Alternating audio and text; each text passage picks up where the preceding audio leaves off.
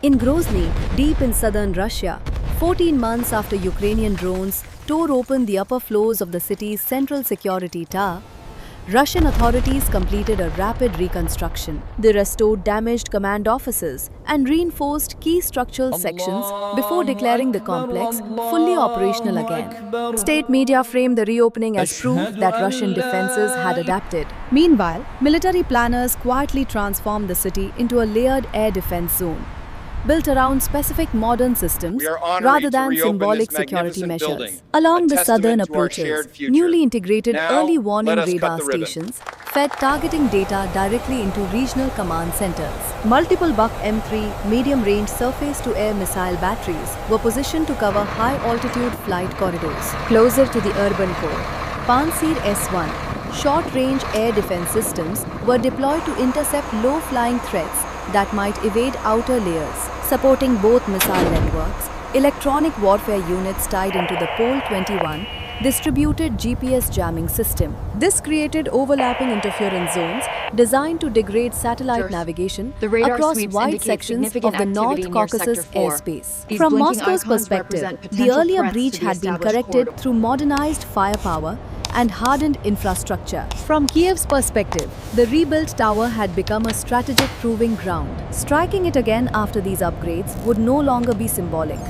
It would directly challenge Russia's most recent defensive improvements. In the weeks leading up to the operation, Ukrainian planners tracked the rotation schedules of Buk M3 launch vehicles. They mapped the engagement arcs of Pantsir S1 batteries and monitored the activation cycles of Pole 21 jamming nodes. They identified predictable moments when reload procedures and command handovers briefly thinned sensor coverage. The objective was not blind saturation, but the calculated exhaustion and misalignment of Russia's layered defenses. At 4:32 a.m., synchronized launch orders were issued across multiple Ukrainian regions. This initiated a second deep penetration mission, built around a new generation of autonomous strike aircraft. Long-range AN-196 Luty strike drones powered up onboard mission computers. These were loaded with inertial navigation routes and terrain-matching databases. This eliminated dependence on real-time piloting or continuous radio control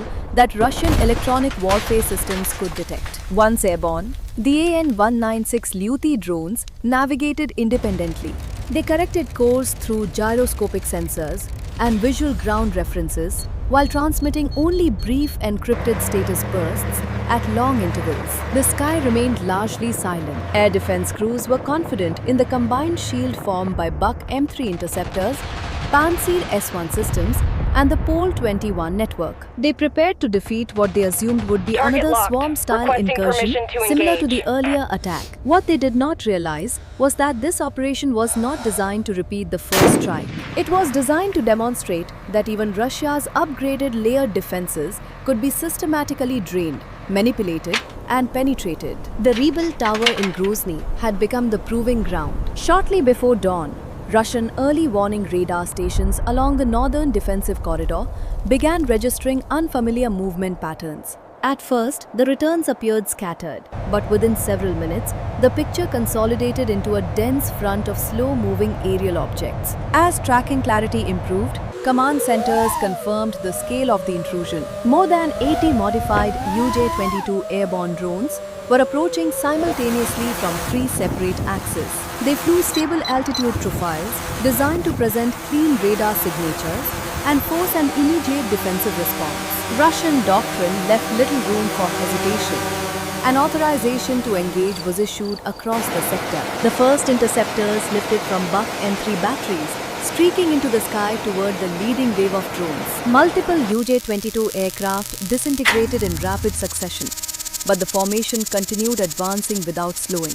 Rather than collapsing, the swarm began dispersing into smaller clusters. This forced fire-controlled radars to generate dozens of tracking solutions at once. As the engagement moved closer to protected airspace, Pantsir S1 systems entered the fight. They initially fired 30mm autocannons before transitioning to missile interceptors as drones climbed beyond gun range. The night sky filled with overlapping detonations as each destroyed UAV was replaced by another, pressing forward. Over the next several minutes, Buk M3 launch vehicles burned through missile stocks at an accelerating rate. Digital inventories dropped rapidly. Operators reported interceptors falling below half capacity across multiple batteries. Soon afterward, the first Buk M3 units reached complete depletion and began emergency reload procedures. Hydraulic cranes lifted fresh launch canisters into empty rails, a process that removed those systems from combat for several critical minutes. Panzer S-1 crews attempted to fill the expanding coverage gaps. However, their missile reserves also declined as fire control computers prioritized dense drone clusters over maintaining full sector protection. Russian command shifted active batteries to compensate for reloading units. Yet, the sheer number of UJ-22 targets forced constant retasking and narrowing engagement corridors. The economic imbalance became impossible to ignore. Each Buk M3 interceptor carried a price tag exceeding $1 million. Each modified UJ-22 drone cost less than $20,000. By the time the last clusters of the swarm were neutralized, Russian forces had expended an estimated $70 to $90 million in defensive munitions. The tactical cost was even greater. Large sections of the northern air defense grid were now either reloading or focused narrowly on recovering control of exhausted sectors. Radar crews were consumed with ammunition status and system resets rather than scanning untouched approaches. The decoy operation had done exactly what it was designed to do. Russia's most modern surface-to-air missile systems were fully engaged in one direction, while Buick M3 and Panzer S-1 crews fought to stabilize depleted defenses in the north. The AN-196 Luti drones were already slipping through the south.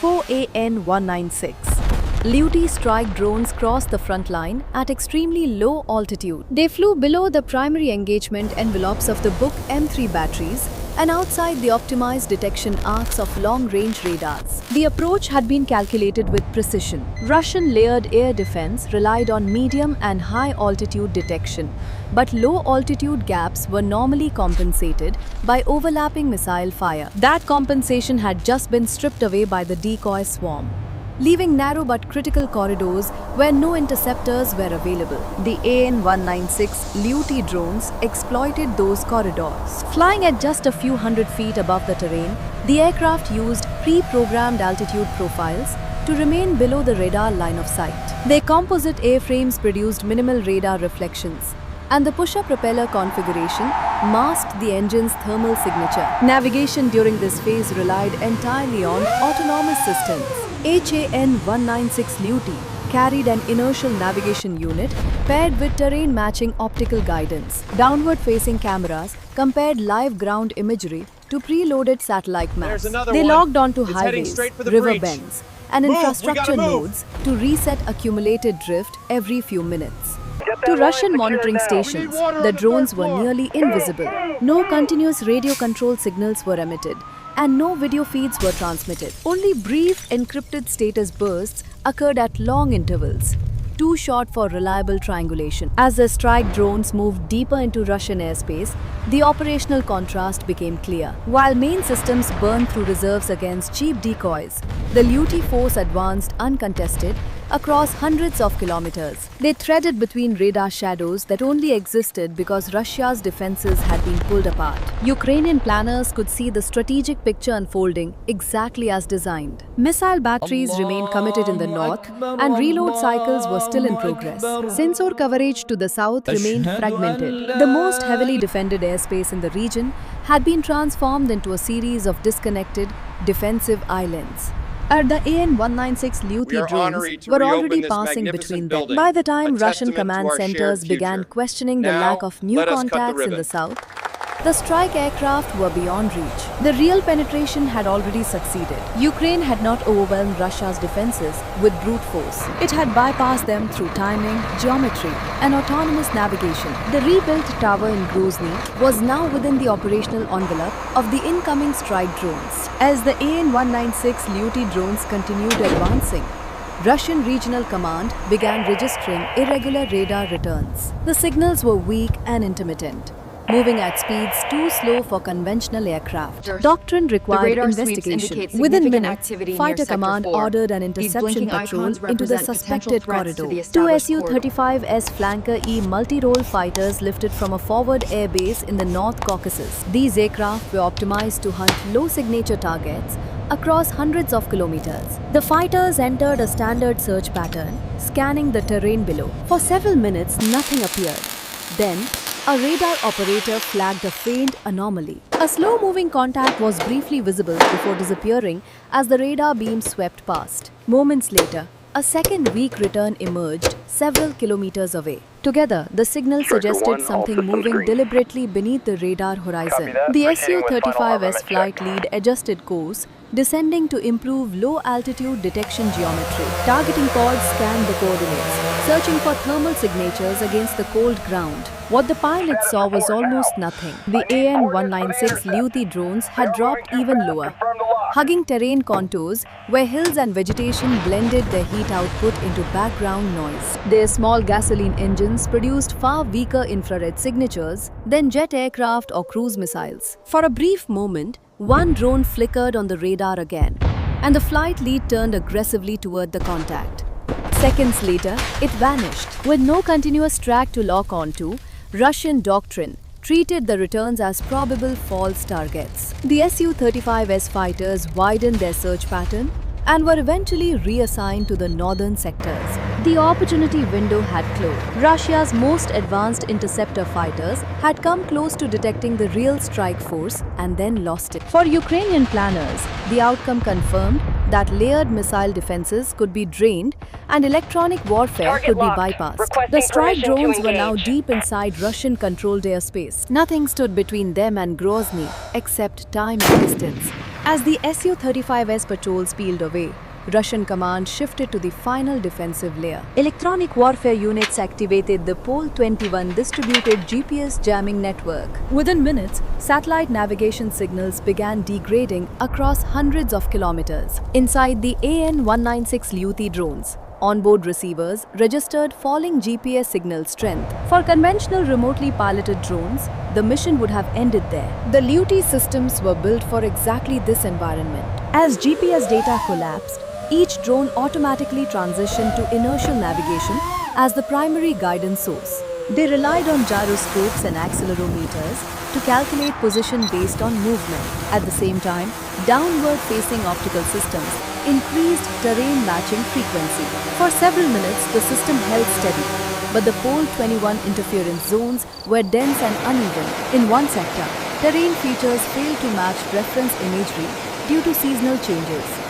One AN-196 Luti drone made a critical misalignment. Its visual algorithm falsely identified a river bend and accepted the match as a valid position fix. The aircraft gradually pushed off course instead of correcting it. Seconds later, the aircraft struck rising terrain at high speed and disappeared from monitoring displays. The first real loss of the mission had occurred. Two Luti drones remained on trajectory, while a third corrected itself as it exited the densest jamming corridor. Russian electronic warfare had scored a partial success, but it had not stopped the strike. The surviving drones continued advancing, proving that the electronic shield could disrupt but not fully deny autonomous operations. The rebuilt tower was now less than an hour away. As the surviving drones closed the final stretch, Russian systems were still recovering from the earlier engagement. The drones were already inside the terminal attack envelope. Onboard mission computers shifted from cruise navigation to strike profile. They lowered altitude further and increased airspeed for maximum kinetic impact. Optical terrain matching locked onto the dense urban layout ahead. The rebuilt target rose clearly into view. The central security tower within the Grozny City Business Center. The first AN-196 Luti struck high on the structure, its warhead detonating on contact. The explosion tore through the reinforced facade, blowing out multiple floors in a burst of glass and concrete. It punched deep into command office levels, shredding interior walls and collapsing partitions. Seconds later, the second drone followed on a lower trajectory. The blast ripped through conference areas and operational rooms, igniting secondary fires. Smoke poured from the upper levels as structural damage spread vertically across the building. The rebuilt symbol of security had been breached again, this time more violently than before. Russian emergency services rushed to the complex as Air Defense Command struggled to explain the failure. The defensive layers promoted as hardened protection had been systematically neutralized. Strategically, the impact extended far beyond physical damage. Russia now faced proof that layered missile systems could be exhausted and electronic warfare could be bypassed. The illusion of protected rear territory had collapsed. For Ukraine, the message was unmistakable. Even fortified targets could be reached through evolving unmanned warfare. The second strike on Grozny was a demonstration that drone technology had outpaced defensive adaptation. The rebuilt tower was meant to symbolize recovery. Instead, it became evidence that modern air defense no longer guarantees protection. Smarter drones beat stronger defenses. Thanks for watching. Subscribe and comment below with your thoughts.